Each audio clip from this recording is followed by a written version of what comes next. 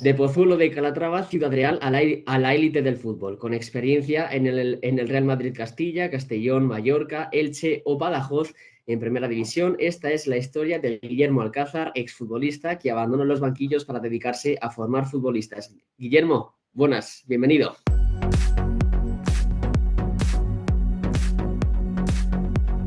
Hola, buenos días. Muchas gracias. Vamos a empezar a narrar un poco tu historia de forma cronológica. Entonces, cuéntanos cuándo empezaste a notar que la pelota te llamaba mucho la atención. Ni lo recuerdo porque forma parte de mi vida. Ya en las fotos en blanco y negro que mis padres guardaban, entonces lógicamente no había los medios digitales que hay ahora, pues aparezco nada, un niño, te diría que casi con pañales, dando patadas a un balón, allí en la primera casa de mis padres, en la calle ancha de Pozuelo de Calatrava. Entonces te digo, se pierde en el tiempo, es consustancial, es innato conmigo mismo el estar ligado a un balón, a una pelota. ¿Cuántas horas podías pasar al día pensando en fútbol y en la pelota? No te los puedo cuantificar, pero te repito el argumento interior, forma parte de mi vida. De niño no tienes esa percepción, ya un poco de adolescente, pues era un sueño constante. Y te insisto que la pelota, el fútbol, era algo consustancial a mi niñez, tanto como puede ser el comer o el ir a clase o a la escuela, como decíamos en mi época con los compañeros. Una acción más rutinaria y cotidiana de mi vida. Eras delantero, pero cuéntanos cuáles eran tus principales virtudes y cómo te definías como futbolista. Muy cansino, tenía unas muy buenas, creo que, condiciones físicas. Era alto, pero tenía buena zancada, era potente, no estaba mal de velocidad, dominaba las dos piernas para los conceptos básicos de golpear, no sabía regatear, no era especialmente hábil ni muy dotado técnicamente, pero creo que en conjunto, quizás pasado el tiempo, mi mayor virtud era que conocía el juego, sabía jugar, sabía de mis limitaciones y eso pues ya creo que era una de mis mayores virtudes, saber que dónde no me tenía que meter. Mm. ¿Dónde comienza tu etapa como futbolista semiprofesional y después cómo continúa tu carrera posteriormente? Empieza en el manchego, en el año 83, me llama Óscar Luis Leguizamón, un paraguayo afincado aquí en Ciudad Real, también con pasado profesional en el Barcelona, en el Valladolid, en el Calvo Sotelo de Puerto Llano cuando estaba en segunda. Yo había empezado en Pozuelo, en mi pueblo, con una referencia obligada a José Muñoz Gallego, el entrenador de mi pueblo que confiaba ciegamente en mí, ¿no? Pero bueno, mi pueblo Pozuelo era la última categoría, aunque subimos a segunda regional, de tercera regional entonces. Pero centrándome en tu pregunta, empiezo en el manchego. Era una tercera, pero lo que podía ser ahora una segunda red, porque mira, estando en Castilla-La Mancha, la tercera aquella de Ciudad Real estábamos el manchego, el Valdepeñas y el Daimiel. Luego estaba el Guadalajara, estaba el Conquense, estaba la Gimnástica Segoviana y el Ávila de Castilla-León, y luego estaban los equipos madrileños, el Leganés, Alcorcón, Moscardó, Móstoles, San Sebastián, Atlético de Madrid C, Real Madrid C. O sea que yo creo que esa categoría se podía emparentar actualmente con una segunda red. Mm. Ese fue el primer paso semiprofesional, lógicamente. Mm. ¿Cómo te llega la oferta de fichar por el Real Madrid Castilla y cómo recuerdas ese día? Desde mis primeros años en el Manchego se empezó a rumorear de que si venía el Valladolid, que venían los jugadores del Sporting de Gijón, pero fue en mi tercer año, la temporada 85-86, donde a finales de ese año, 85, a mitad de temporada, pues me viene primero un tal Rosendo Cabezas, un representante que me quería llevar al Zaragoza. Y en esto, pues me surge la posibilidad de ir a probar al Castilla. Y lógicamente yo tengo un pasado, soy muy madridista, nunca lo he dejado de reconocer. Y el hecho de tan solo ir a probar, pues descarté todo por aventurarme. Y un 4 de febrero del 86, pues con Francisco Carranza Campillo, presidente del Manchego, y Sebas, entonces entrenador del Manchego, pues nos fuimos para Madrid y empecé a probar allí. Estuve desde el 4 de febrero, perdón. Durante la semana entrenaba con el Castilla y venía a jugar a Ciudad Real. Y el 4 de marzo, pues definitivamente fiché en el Castilla. Claro, de repente cambiaste el fútbol regional por la élite, el hobby por la profesionalidad. ¿Y cómo viviste ese cambio? Porque claro, era otro nivel completamente diferente. Pues vuelvo a los sueños, como un sueño. Yo que había estado en el Bernabéu como aficionado, porque mi padre era muy madridista, lógicamente, y era socio de la Peña del Real Madrid y una vez al año íbamos.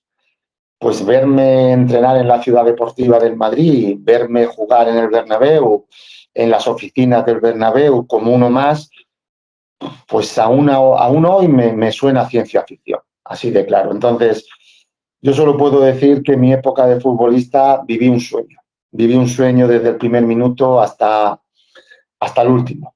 Y en este caso, en el Real Madrid Castilla, vuelvo a mi madridismo, pues te insisto, para mí aún lo pienso y me parece ciencia ficción. Un sueño maravilloso, ¿qué quieres que te diga? No puedo sino rememorarle con mucha nostalgia y con un cariño inmenso. Mm. ¿Te costó mucho asentarte en el once titular, ahí en el Castilla? Sí, costó porque ten en cuenta que el Castilla entonces estaba en segunda división.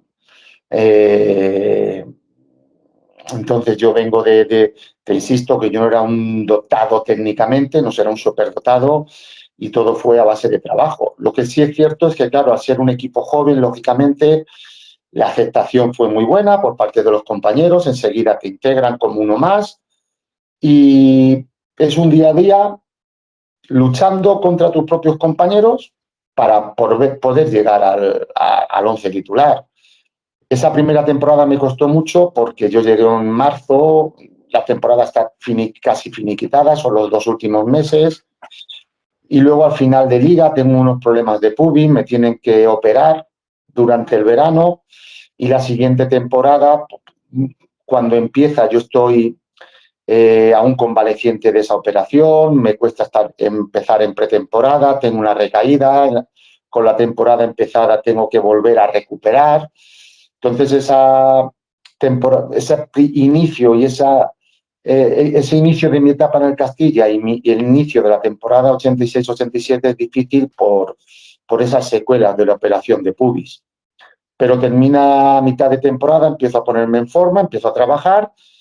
Fue el año del playoff, donde los 6 primeros jugaban ascenso, los del medio jugaban un playoff por pasar el tiempo y los de abajo tuvimos que luchar el playoff para mantenernos y ahí sí que esa última parte de la temporada sí consigo ser titular y nos mantenemos en segunda y te insisto, esa es la última parte de la temporada donde ya estaba García Remón porque a Santisteban lo habían cesado, pues sí que me consigo afianzar en el once titular del Castilla.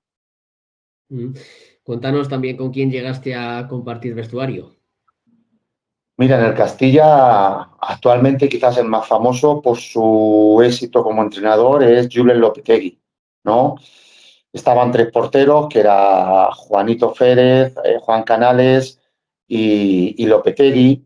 Estaba Adolfo Aldana, estaba Santiago Aragón, Juan Carlos Mandía, eh, José Aurelio Gay López, que fue entrenador del Toledo, creo recordar, Salmerón, Javi Sánchez Clemente, León, Pepe Mel, también coincidí con él, aunque la primera época. Estos primeros que te he mencionado son de la última época, del último año, Eduardo Vilchez, seguramente se me olvida alguno.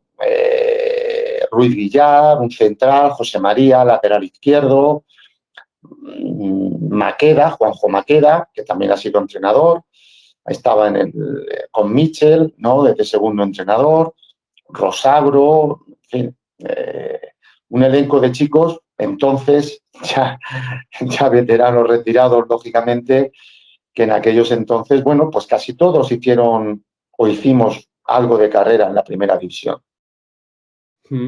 Y me parece que te llegó a entrenar Vicente del Bosque, ¿puede ser? Sí, sí, Vicente estuvo de segundo entrenador todo el rato en el Castilla, primero con Juan Santisteban el primer año, bueno, la media temporada yo coincidí, y el segundo año con Juan Santisteban hasta que lo cesan, y después con Mariano García Remón, el mítico gato de Odesa, ¿no? Portero del Real Madrid durante muchas temporadas. Y la última temporada, la temporada 87-88, ya fue Vicente entrenador, el primer entrenador del Castilla, sí. Después de 2 años en el filial madridista, viviste el salto a la élite profesional, fichas por el Mallorca de segunda división y lograsteis el ascenso y ya por fin, Guillermo, ascendéis a primera. Me parece como titular indiscutible, ¿no? No, a ver, el año de segunda jugué bastante, y luego en primera, digamos que era el sexto hombre de la NBA. Nunca fue titular indiscutible, pero participé bastante. Y bueno, el primer año fue bastante convulso porque teníamos a Iván Brisi de entrenador, un yugoslavo, dos Cesan, no íbamos muy bien, la verdad, para las aspiraciones de un equipo que acababa de descender, y llega Lorenzo Serra Ferrer y la verdad es que hicimos una remontada muy buena hasta el hecho de quedarnos cuartos y poder jugar playoff de ascenso contra el Español. Y perdimos 1-0 en Sarriá, y en casa ganamos 2-0, gol de Miguel Ángel Nadal y de Gabriel Vidal en la roda, y 2-0 que nos clasificaba nos ascendía, vaya. Mm. Y posiblemente la pregunta que más ganas tengo de hacerte, Guillermo, es si fuiste igual de feliz jugando en primera que cuando dabas patadas al balón en el patio de tu casa o en la calle de tu pueblo. No, seguramente en el patio de mi casa era más feliz porque las historias me las inventaba yo. Casi siempre solía emparentar a un equipo extranjero con el Real Madrid o a una selección extranjera con España, ¿no? Siempre empezábamos perdiendo, pero como las películas de serie B, pues era final feliz. Al final remontaba y uno de los héroes era yo. La- el, el guionista era yo, el director era yo y el actor principal era yo. Entonces casi siempre ganaba, ¿no? Pero es cierto que vuelvo al principio, como te dije, es que mi época de futbolista la he vivido siempre como un sueño, como una película. Entonces la rememoro con muchísima nostalgia, y te vuelvo a decir lo de antes. Me parece, pues eso, una película, un sueño, de ciencia ficción sobre todo. Que un niño, que mi madre, que aún vive, gracias a Dios, o mis hermanas mayores, Pilar y Carmen, son las que me aguantaban allí en la casa, te pueden decir que es que era fútbol, fútbol y fútbol. Era, bueno, pues un sueño, nunca una sesión, ¿eh? Nunca me lo puse como objetivo. Era jugar porque me encantaba, me gustaba, me apasionaba, y era el día a día. Nunca pensé en llegar ni dónde iba a llegar. Simplemente, como me gustaba mucho, pues yo jugaba con el único anhelo, el único fin de jugar. Nunca lo vi como un medio para conseguir nada. Mm. Y pues imagino, Guillermo, que con las lesiones ya comenzaste a disfrutar un poquitín menos, ¿no? Sí, me lesionó. En Mallorca tuve una lesión importante, sobre todo de abductor y de el último año de abductor, y al principio del último año un esguince de tobillo importante. Y eso me mermó lo justo, simplemente que me apartó de la titularidad cuando estaba, el último año fue titular, los primeros partidos de Liga, y con un esguince de tobillo en Torrelavega, un partido de Copa del Rey, lógicamente tienes que recuperar, pierdes la forma, tienes que volver a luchar por recuperar esa titularidad. Y en la última época de esa temporada, pues tuve una lesión de abductor que se me reprodujo bastante porque no sabía andarme o sobre todo el diagnóstico, que era lo que tenía. Y es que tenía un coágulo que me lo tuvieron que quitar y entonces, pues la última época, el último trimestre de la temporada, que siempre es el más importante porque en función de eso, pues puede renovar o obtener mejores contratos, pues estuve lesionado. Y luego, pues la lesión más importante que tuve fue en Castellón. La segunda temporada me lesioné del ligamento cruzado anterior en enero y ya no pude jugar hasta finales de ese año.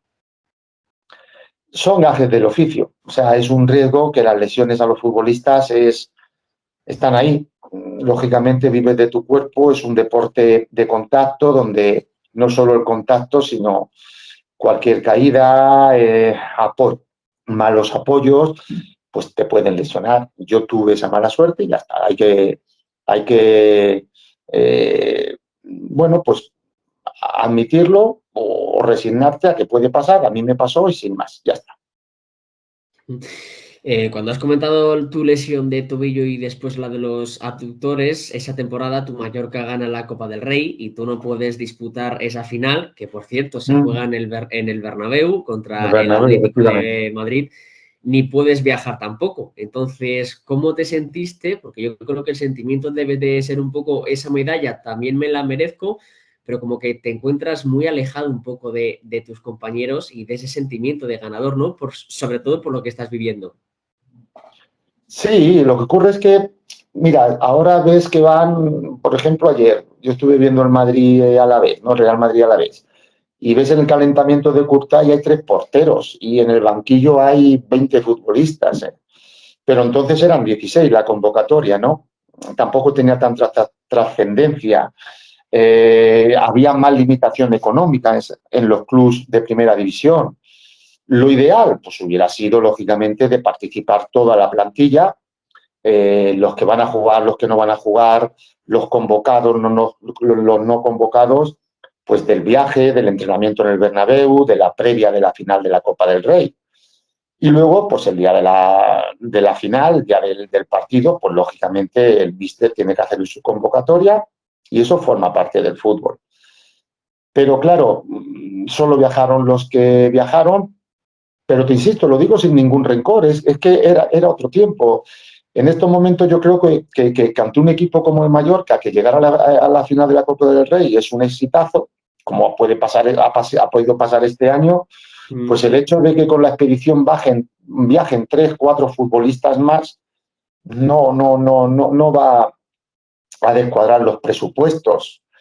Pero te insisto, eran otra época y aquella época pues viajaban los convocados y ya está. Y así hay que aceptarlo. Pero que lógicamente fue triste de no poder participar en la previa, en los entrenamientos, en la prensa, en disfrutar de un entrenamiento en el Bernabéu antes de la final. Bueno, pero te insisto, son detalles que ahora con el tiempo sí es cierto que a mí me costó algunas lágrimas porque soy muy llorón, pero con el tiempo lo aceptas con resignación porque te das cuenta de que era lo que daba la época, sin más. ¿Sentimiento de soledad, Guillermo, en esos momentos tan largos de recuperación? Sí. El ligamento cruzado anterior. Mira, yo cuando ahora he visto debutar a Courtois después de 9 meses, dije, joder, ¿cómo ha avanzado esto, no? Porque es precipitado. Y máxime también en un portero que tiene que estar siempre en semiflexión, con mucha presión sobre la rodilla, mucho giro. Son muchos meses. Yo estuve desde enero que me operaron el día 12 de enero en la clínica FREMAT de Majadahonda, de 9 a 2, la recuperación, estás solo, lejos de tu familia, con los compañeros que son maravillosos, la gente que encuentras en la rehabilitación, en esos centros, ¿no? Pero te come mucho la cabeza, te ves muy limitado, sabes que vives de tu cuerpo y que lógicamente una lesión en aquella época pues te va a limitar. Ahora ha evolucionado mucho y se limita menos, aunque lógicamente las condiciones físicas se van a ver mermadas, ¿vale? Fundamentalmente la elasticidad de la rodilla, la flexibilidad y la velocidad, y le dan muchas vueltas a la cabeza. Pero también te hace más fuerte y te hace, eh, bueno, pues superarte a ti mismo y decir, lo tengo que sacar, tengo que trabajar y tengo que volver a jugar. Entonces también, pues es una época que la veo difícil, pero también le tengo cariño porque, te insisto, conocí muchas experiencias en FREMAP de gente que no era deportista, de gente que estaba trabajando por superar adversidades que fueron auténticas lecciones de vida para un futbolista profesional que no tenía no tenía más significación de estar allí, de recuperarme. Pero para jugar, cuando veías a gente que estaba luchando muchas veces por llegar a andar, poder andar, solamente andar, porque habían tenido mutilaciones y, en fin, historias personales que, te insisto, eran mucho más difíciles que la que yo tenía en aquel entonces. Mm. Yo, por ejemplo, de mis últimos años me rompí el recto anterior y estuve casi 3 meses porque me lo curé mal. En cambio, por ejemplo, Eden Hazard se rompió justo el mismo musculito y estuvo 10 días de baja. Entonces, claro, la medicina y las técnicas de recuperación, Guillermo, han avanzado mucho en estos últimos años, pero por aquel entonces, cuéntanos, ¿cómo era tu recuperación tanto de tobillo, como de menisco o ligamentos, a nivel un poco más técnico? Sobre todo de ligamento, pues ya te digo, estuve en la clínica FREMAP y, bueno, pues con un médico rehabilitador que te mandaba digamos, la prospección que tenías que hacer, y luego pues un fisio contigo donde te cogía un rato por la mañana, un rato grande, haciendo los ejercicios, luego te mandaba las máquinas, una rehabilitación pues de 5 horas diarias. Lo que ocurre es que los deportistas somos muy burros. Como anécdota te cuento que los fisios de rehabilitación allí en FREMAT decían: no queremos deportistas, porque si el médico os dice tenéis una recuperación de 3 meses, inmediatamente pensáis en 2. Y claro, ese pensar en 2 es que yo trabajaba por la mañana, pero me iba por la tarde solo o con algún otro que había allí a pegarle más, a hacer más fortalecimiento de la rodilla. Y al final, pues tú tienes que parar porque el cuerpo te dice basta. Se me produjo una tendinitis que por entrenar más, pues tuvo un efecto negativo de que tuve que parar. Entonces, es lo que te digo. Creo que a nivel de fisioterapia ha avanzado, porque en mi época te daban casi un año para volver, yo tardé 11 meses y actualmente pues ves a Courtois que, de no haber tenido la lesión de menisco que ha tenido, pues hubieran sido 8. O sea, imagínate, casi un 25% menos. Pero también depende mucho, en este caso, de la actitud y del trabajo del propio paciente, digamos. ¿Cuál ha sido el día o el recuerdo más triste de tu vida futbolística? Seguramente el día de la Copa del Rey, pero te insisto, por no haber podido participar, no ya por no jugar, ¿no? Por no haber podido participar, seguramente. En algo tan bonito. Además, creo que si hablas con los futbolistas que han podido, yo entiendo todavía, no con los futbolistas que hayan podido jugar o no una final de la Copa del Rey, pero es que todos lo vemos. En España el partido más bonito con diferencia es el final de la Copa. Si has visto este año la final de Copa Athletic de Bilbao, Mallorca, las gradas hermanadas, colorido, todo el mundo allí, el estadio lleno, la clasificación no importa porque el nivel motivacional es máximo, no sé, es el partido más bonito con diferencia. Entonces, a nivel deportivo, ese momento, ¿no? Ese momento, sobre todo el inicio del partido, estar en el campo, el himno de España sonando y tal, pues fue duro, te insisto, soy de lágrima fácil y algunas o bastantes se cayeron. Y después, pues cuando me lesioné de ligamento cruzado, que sabía que mi carrera, bueno, pues iba a ir en detrimento, iba a ir de capa caída, lógicamente. Mm. Y a nivel psicológico, ¿qué supone eso? El estar contando con minutos con el Castellón, que era un equipo importante, lo sigue siendo. En la Sí, actualidad un poco mira, menos, este año ha pero subido. sí, sí. Y claro, por eso te digo que en un equipo importante, ganándote la vida como futbolista profesional, ¿qué supone volver a estar, no sé si pues 11, 12, 9, 10 meses de baja otra vez?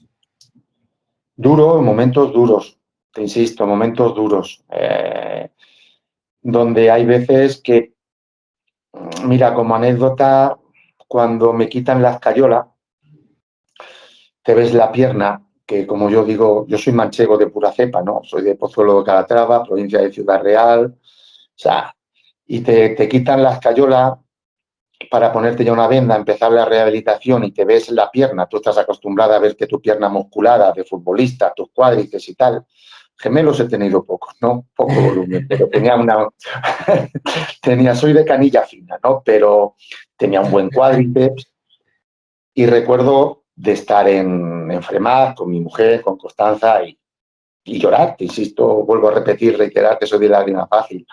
Y te quitan la escayola y te ves la pierna, te decía de manchego, de pura cepa, porque te ves la pierna como una taba, la rodilla como un melón, y dices, pero ¿cómo esta pierna va a volver a ser pierna otra vez, no? Claro, tienes como referencia amigos que ya lo hayan pasado, que te habían llamado, no te preocupes, que esto es largo, ya verás cómo te vas a recuperar y tal. Pero son momentos duros porque sabes que van a ser mucho tiempo por delante, muchas horas. Eh, no siempre te quedas igual. Yo perdí muchísimas condiciones físicas con esa lesión. Y bueno, pues hay que ser fuerte, pero con el tiempo, pues te ayuda a superarte, a saber dónde están tus límites, a no dar nada por perdido. Piensas, mira, yo soy un futbolista que lucha todos los balones, si he llegado donde he llegado por luchar, pues no me voy a quedar ahora en una simple lesión cuando tengo referencias de compañeros que lo han pasado. A luchar y ya está, pero no te niego que fueron momentos duros y época difícil, muy difícil, lógicamente. Mm. Sobre todo, también te lo digo porque con 27 años, creo que cuando terminó la temporada, me parece que te quedaban 5 meses para recuperarte, te citan en las oficinas y te dicen que no te renuevan. ¿Qué supone eso Mm. cuando tienes todo el futuro por delante y sobre todo que vives de tu cuerpo y de tu fútbol? Mira, antes te comenté que desde el punto de vista deportivo el momento más duro o más difícil fueron la Copa del Rey o la lesión. Ahora que me lo recuerdes, ese fue el momento más duro. Ahora que me lo has dicho, sí, muchísimo, porque ahí te fallan las personas, no solo los elementos, no son las lesiones, que tú aceptas como parte de esta industria, de este deporte, de esta profesión, porque el fútbol es una profesión, ¿no? Además, una profesión a 24 horas, 365 días al año, que la gente se olvida porque y actualmente los contratos son mucho más altos que en mi época, pero yo siempre digo que hay futbolistas de segunda que viven, o de segunda red, de primera red, que van a ganar un dinero que no les va a permitir vivir el resto de su vida, como a mí me ha pasado, ¿no? Y tienes que ser futbolista 24 horas, 365 días al año, por tus cuidados, por tus salidas, por que no te vea la gente, que no, pero por ti mismo, porque es una profesión. Y eso lo aceptas, pero eso, perdona que han llamado, eso lo aceptas, pero que te fallen las personas ante un hecho como a mí me pasó, que había hecho muy buena temporada la primera temporada 91-92 en Castellón, que me quisieron renovar 2 años y que con una lesión de ligamento cruzado ni te den la oportunidad fíjate que te digo que te den el sueldo mínimo, pero mira, recupérate, te pagamos lo mínimo y aquí tienes tu casa porque te has lesionado jugando, no te has lesionado en tu casa, no te has lesionado defendiendo la camiseta del Castellón, ¿no? Bueno, pues ya está. Eso sí que es un momento duro y sobre todo porque te fallan las personas y te fallan los seres humanos. Y es difícil de digerir. Sinceramente, ya lo he manifestado siempre y no me importa. Esa persona que lo hizo quizás sea la única persona a la que le puedo guardar rencor a lo largo de mi vida, no solo futbolística, sino personal. Por aquel entonces, imagino que vivías del fútbol o lo tenías que compaginar con algo más, como sucede ahora, No, por no, ejemplo, en tercera, segunda red. no, vivía del fútbol. Lo único que Vale. estaba estudiando y, bueno, pues aunque tardé bastante tiempo en sacar la diplomatura en relaciones laborales, soy diplomado en relaciones laborales, pues estudiaba y jugaba al fútbol. Pero era una profesión, no te permite más, no te permite más. Y más así había gente, amigos, que tenían, por ejemplo, gestorías, pero claro, eran de allí, de Castellón. Entonces tenían su vida y luego jugaban al fútbol profesionalmente, pero eran de allí. Pero normalmente cuando el futbolista es un nómada y vive del fútbol. O vivíamos del fútbol entonces. Mm. Sobre todo me interesa saber cómo eran los contratos por aquel entonces y sobre todo qué tipo de contratos y cómo cotiza un futbolista, que es algo de lo que no hablamos mucho y vamos, yo por lo menos no tengo ni idea de cómo cotiza un futbolista y qué tipo de contrato tiene, Guillermo. Trabajador por cuenta ajena. Tú eres un trabajador por cuenta ajena. Entonces tienes tu día y medio, entre comillas, por el Estatuto de los Trabajadores de descanso ininterrumpido, pero entre comillas, porque imagínate la vorágine de los equipos de élite, ¿no? De cada 3 días jugando. Pero tu contrato es un trabajador por cuenta ajena, con tus vacaciones, tu nómina. Lo que ocurre es que normalmente, a ver, yo ahora estoy desvinculado, lógicamente, entonces había equipos, por ejemplo en el Castilla, pues tenías una mensualidad y luego durante 3 veces al año te pagaban la prima de contrato, ¿no? En el Castellón o en el Mallorca, pues te iban pagando una mensualidad, tenías un contrato y ese contrato te lo prorrateaban en 10 meses y te pagaban 10 meses o en 11 o en 12. Pero no deja de ser un trabajador por cuenta ajena. Otra cosa es que muchos no, miento, algunos compañeros hayan hecho una sociedad limitada, porque lógicamente se pagan menos impuestos. Pero el contrato con el club no dejaba de ser un contrato por trabajador por cuenta ajena. Vale. Después de estar en el Castellón, tras estas graves lesiones que has tenido, fichas por el Palamós, después por el Elche, después por el Badajoz en la 95-96, si no veo mal, que lo tengo por aquí. ¿Cómo es tu carrera después de estas graves lesiones y de estar tanto tiempo fuera del césped? Mira, pues sobreviviendo, te soy sincero, porque la mente iba más rápida que las piernas. Ya te digo que yo tengo una limitación a nivel, por ejemplo, si tú cuando estiras cuádriceps te sueles dar con el talón en el culo, para entendernos, en los Mm, glúteos, mm. pues yo no me llego, yo me quedo a una cuarta y no me puedo poner en cuclillas porque noto una tensión terrible. Entonces, lógicamente, eso te hace que tu zancada sea, yo tenía una zancada larga, pues la zancada es más corta, el apoyo ya no es el mismo. Mira, yo tuve una lesión muscular antes una lesión muscular, la que te he mencionado, del aductor en Mallorca, antes de la lesión del ligamento cruzado. Después del ligamento cruzado, dime una lesión muscular que las he tenido todas. Desde gemelo, cuádriceps, aductores, isquiotibiales, sartorio, todas, absolutamente todas. Y entonces, pues ya te digo que tú ves el desmarque, ves el juego, pero ya tu fútbol tiene que cambiar, porque si buscas la espalda ya no tienes la velocidad que tenías. Si caes a banda ya no tienes esa zancada para poder desbordar por la velocidad o por la potencia. Entonces, bueno, pues mi fútbol cambió, un delantero un poco más de referencia, más de jugar de espaldas, de tocar de cara. Incluso en el Elche, con Quique Hernández de entrenador, que solía practicar el 3-4-3, pues yo era el vértice de ese centrocampo con 4, un segundo punta con llegada. Pues lo que te he dicho antes, sobreviviendo un poco y amoldando el fútbol a tus nuevas condiciones físicas, que encima por la edad pues se van lógicamente deteriorando o aminorando la condición física. Es una cuestión de tiempo, lógicamente. ¿Cuándo, dónde y por qué, Guillermo, decides retirarte del fútbol? Bueno, porque ya llevaba 3 años aquí por Ciudad Real, tuve un año en Tomelloso, 2 en Valdepeñas, en tercera división, y pues porque ya ves que, a ver, uno en mi último año, cuando ya entrenábamos por la noche, ya no era un equipo profesional en Valdepeñas, y yo le digo a mi mujer, digo, joder, tengo que ir a entrenar. Y me dice mi mujer, ¿te quejas de ir a entrenar, Guillermo? Digo, no me apetece. Y dice, mucho ha cambiado la cosa. Entonces, no te puedes hacer trampas en el solitario.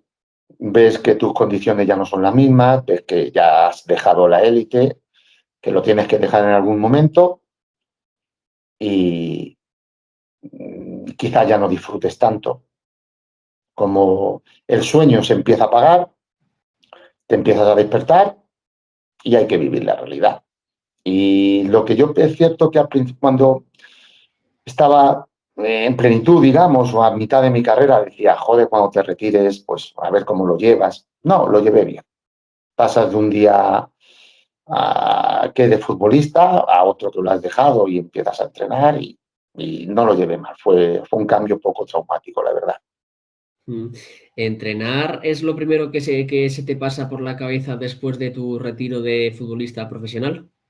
Sí, sí, porque en aquel entonces eh, era lo más cercano que había para estar relacionado con el fútbol.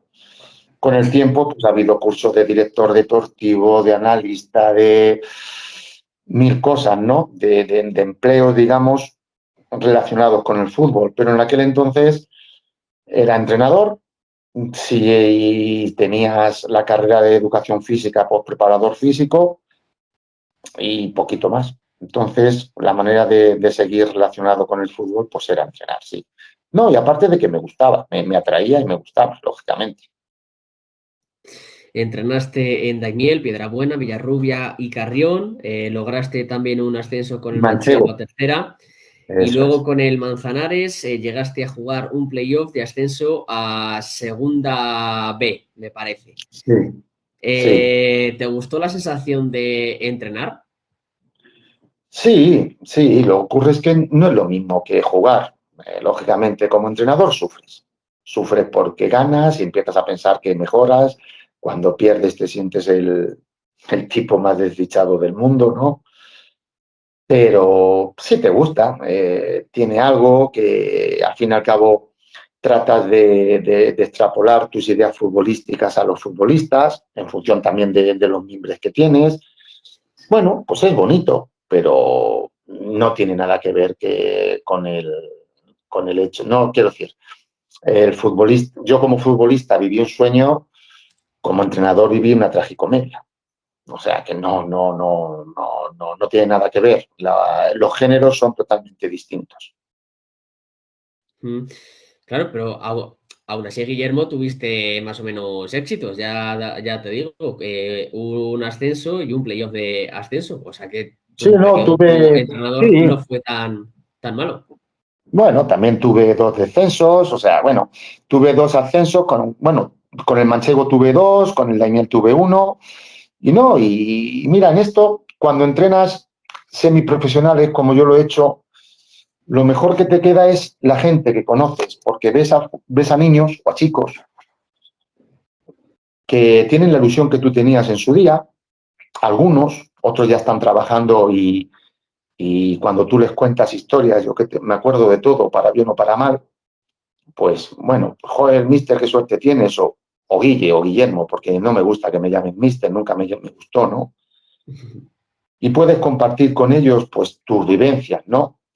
Y lo mejor que he tenido como entrenador es la cantidad de gente joven que he conocido, de futbolistas que han pasado por mis manos, digamos, y que me consideran la mayoría de ellos como un amigo. Y de hecho es que casi todos me invitan a sus bodas, que me cuesta dinero, me cago en la más, pero bueno. Entonces, mmm, Ciudad Real es pequeño, nos conocemos todos y creo por cómo me tratan o cómo me relaciono con ellos, que me tienen aprecio. Quizás como entrenador ha quedado mal la persona de Guillermo, que no Guillermo entrenador. Y eso, pues, te vuelvo a repetir, quizás sea con lo que me quedo de mi etapa de entrenador, que he conocido a mucha gente y con prácticamente todos, por no decirte todos, me llevo bien. ¿Qué exigencia se le puede dar, Guillermo, o qué se le puede pedir a un futbolista que a lo mejor está trabajando en muchos casos 8, pero hay otros que trabajan 10 horas en trabajos físicos y que no se dedican al fútbol profesional? Eso quizás fue uno de mis hándicaps. A ver, yo me considero buena persona, ¿no? Quizá demasiado buena persona. Entonces, mira, ahora mismo pues se me ocurre Amores, que era carnicero, ¿no? Que es carnicero en el Manchego, y venía de, pues imagínate, o Pedro Gutiérrez Morada, que era carpintero y venía de 8 horas siendo carpintero, y tú tienes tu entrenamiento físico y ese día toca una paliza, pues tienes que tener esa condescendencia, ¿no? Entonces, y te hablo de dos casos, como otros muchos, que encima entrenaban bien y les gustaba entrenar, cuidado, ¿eh? Pero si en un momento dado ves que no van como al ritmo que tú exiges, puedes pensar, pues es que les pagan por esto, ¿no? Ya, pero que viene de 8 horas de trabajar o de 10 horas, o que se ha levantado en caso de Amores y ese día ha tenido que matar, como se suele decir, el ganado y colocarlo y tal. Bueno, pues hay que tener esa condescendencia y yo creo que la tenía, y dentro de que los entrenamientos pues eran exigentes, ¿no? Entrenábamos 4 días en primera autonómica, por ejemplo, en tercera división, pero bueno, pues yo la tenía. No sé si era bueno o era malo, pero creo que hay que tenerla porque en estas categorías prima más la persona que el futbolista. O cuando te encuentras con gente joven, que ¿qué te pasa? Y es que lo ha dejado la novia o tiene problemas con la novia y es un niño con 19, 20 años. O es que le han quedado 3 en la carrera y tiene mañana un examen, o esta semana está de exámenes. Y claro, lógicamente todos hemos estudiado y sabemos lo que esto te cuesta. Vale, pues puedes optar, puedes decir, a mí me da igual, yo te entreno y si no entrenas no juegas o tal. O puedes escucharlos y entenderlos y tener, como te he dicho antes, pues esa condescendencia de que ese día o esa semana pues tienen esas limitaciones, sin más. ¿Crees que es necesario para ser entrenador, tanto a nivel formativo y a nivel profesional, ser buena persona? No, no es necesario, no es necesario, porque mira, yo te puedo decir que con los entrenadores que más he rendido han sido con los cercanos. Pero también hubo uno que era X y también rendí bien. Pero proporcionalmente estamos hablando de un 25%. Por ejemplo, los entrenadores que yo he tenido, te repito, con los que más y mejor he rendido son con aquellos que hablaban y que te decían qué te pasa o parece que o no estás como estabas. Y entonces, te repito, yo que me considero buena persona, pues luego eso lo traté de aplicar. y te insisto, he entrenado en categorías donde no eran profesionales. Quizá de haber sido profesional no hubiera tenido esa cercanía o tanta cercanía. Pero también te digo que después de pasado el tiempo, pues soy como soy y ya está. Y así lo he llevado a cabo. Y lo he llevado entrenado, pues como soy yo, sin más. Ahora eres el responsable de tecnificación de la escuela del Club Deportivo Manchego y tu pasión es la de formar niños. Cuéntanos, ¿por qué formador y qué tiene de especial? A ver, como formador, incido mucho en esa palabra, ¿vale? Cuando estás con niños no eres entrenador, eres educador, eres formador, eres un maestro para ellos. Yo suelo decir que no entreno, y este año no estoy entrenando a niños, ¿no? Sino que enseño. Y mi filosofía es que todos los monitores de escuelas, sobre todo deportivas, social deportivas, como pueden ser aquí en Ciudad Real, que no son privadas, donde solo se entrena 2 días, donde entrenan los buenos con los malos y los regulares y donde entrenan todos, independientemente de que algunos pues no tengan ni la más mínima condición para ser futbolista, pues el concepto no es entrenar, sino enseñar. Y luego, satisfactorio, pues mira, los niños, a mí me hubiera gustado. Yo trato de trasladarle a los niños lo mucho o lo poco que sé y cómo a mí me hubiera gustado que me enseñaran, ¿no? Y no me dejo nada en el tintero. Todo lo que sé se lo trato de enseñar a los niños. Y es satisfactorio porque ves, cuando hablas con un niño de 10 11 años y le dices cómo se tiene que colocar o cómo tiene que hacer las cosas, ves en sus ojos que te está escuchando. Si luego, además de ver la evolución de ese niño o ver cómo ha mejorado, no te vas a hacer rico económicamente, pero desde el punto de vista personal es tremendamente satisfactorio.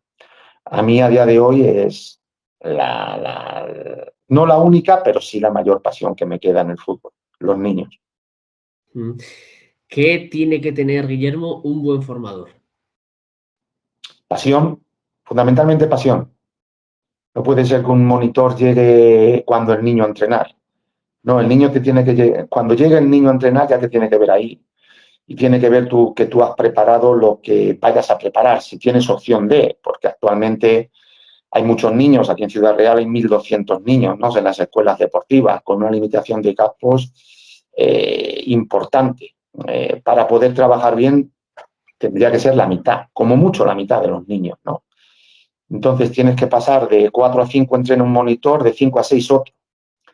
Pero bueno, lo que te digo, si puedes, tienes que llegar antes, lo tienes que preparar antes, el niño te tiene que ver allí, el niño tiene que ver que tú, los niños son muy inteligentes, son muy pícaros, son muy vivos, y el niño se va a dar cuenta si tú has preparado el entrenamiento o no. Si tú vas a pasar el rato, vas a enseñar. Y por eso te hablaba de la pasión. Luego tienes que tener una metodología, tienes que tener un plan de entrenamiento, un plan de enseñanza. No puedes, un profesor no te puede enseñar a dividir si no sabes sumar y restar. Un profesor no te va a dar a leer un libro si no sabes las vocales. Pues eso, empezar de lo más bajo y de lo más básico, que además es lo más importante en el fútbol. Mira, a mí Vicente del Bosque, lo cuento a los niños, a mí Vicente del Bosque me dijo: Guillermo, se puede jugar al fútbol sin saber regatear, sin saber rematar de cabeza, sin tener un pase largo. Pero como no sepas darle de interior, no puedes jugar al fútbol. Pues el pase, el control de interior, el pase de interior, son las vocales, es la lectura del fútbol. Tú, si no sabes leer, yo le suelo decir a los niños, si no sabes leer, no vas a ser ni médico, ni abogado, ni carpintero, ni fontanero, no vas a ser nada si no sabes leer. ¿Solo sabiendo leer vas a ser abogado, médico, fontanero, carpintero? No, seguramente haya que aumentar ese conocimiento. Pero la base es saber leer. Pues eso, hay que empezar por la base, ser el abuelo cebolleta, la repetición, que el niño domine el control de interior, el pase de interior, la conducción con las superficies de contacto, desde pequeño obligarle con la pierna no dominante, y eso es la base. Y luego, a partir de ahí, pues tendremos carpinteros, fontaneros, abogados, ingenieros, astrofísicos, pero la base es esa. Ahora mismo, Guillermo, posiblemente para vivir de ser entrenador de categorías inferiores se necesite entrenar mínimo a 6 equipos. Entonces, claro, porque las condiciones son paupérrimas. Entonces, ¿crees que los entrenadores de fútbol formativo deberían estar mejor preparados? Y dos, que las condiciones económicas tendrían que ser más elevadas o mejores. Esto es la pescadilla que se muerde la cola y es un debate muy amplio, o un tema muy amplio. Mira, yo siempre te hablo de Ciudad Real, ¿no? Que es donde estoy.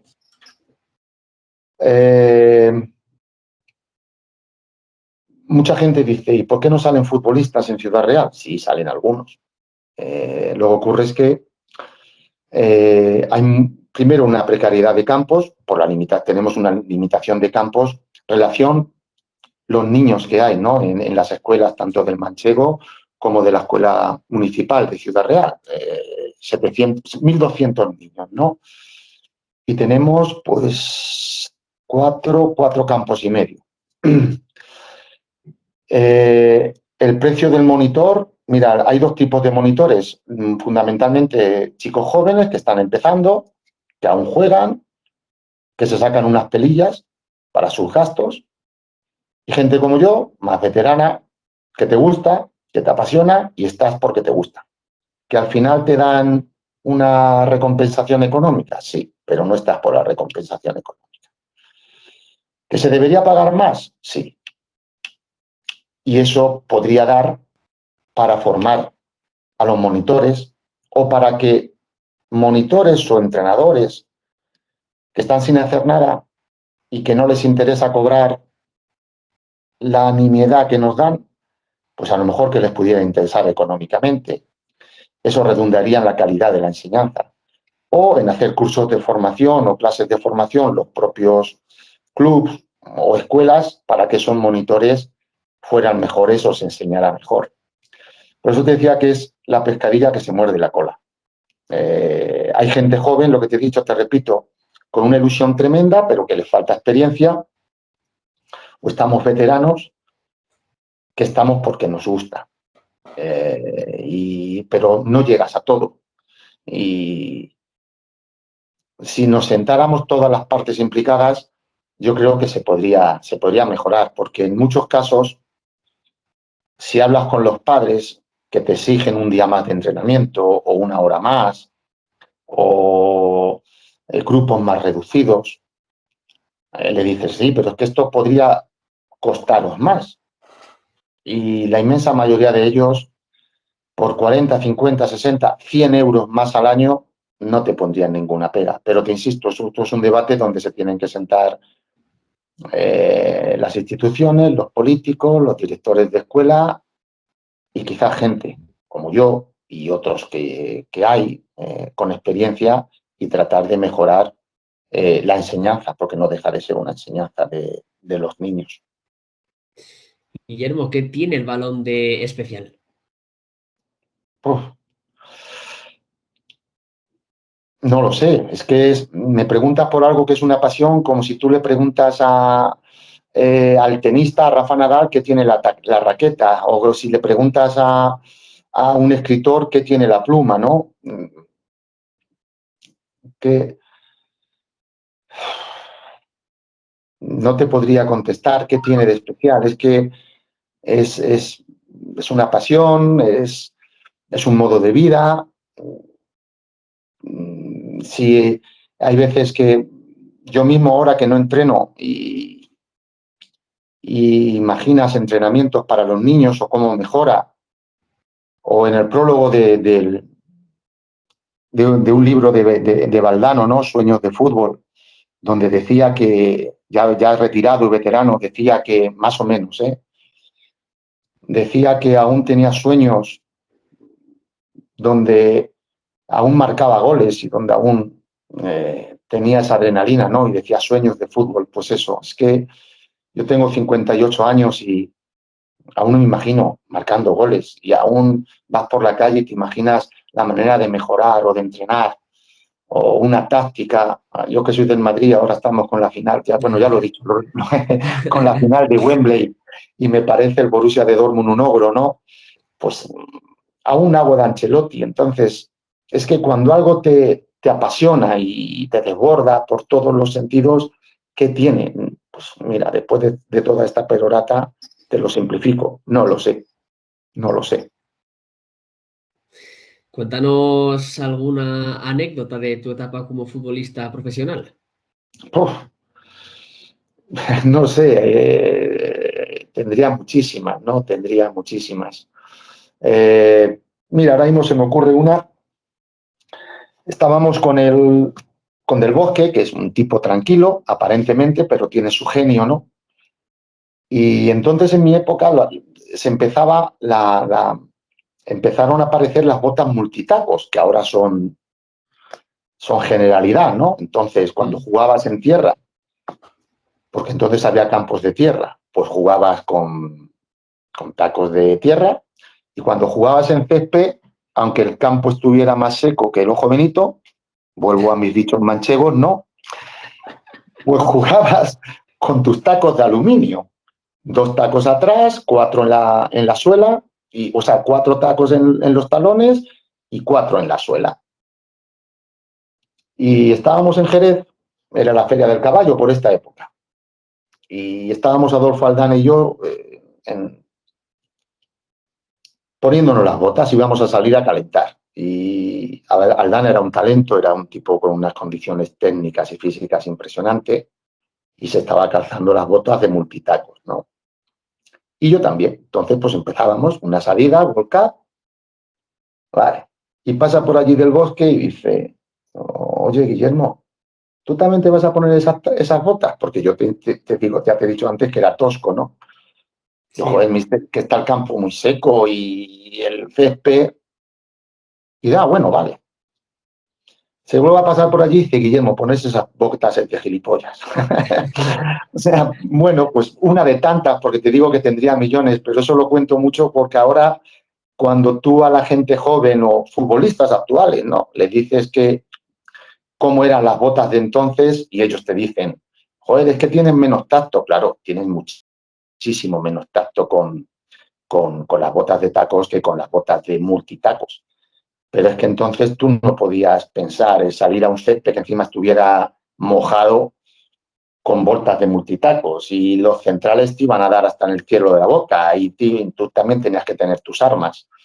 Entonces, bueno, pues una ya te digo, de muchísimas anécdotas que si me pides otros temas, pues te sacaría.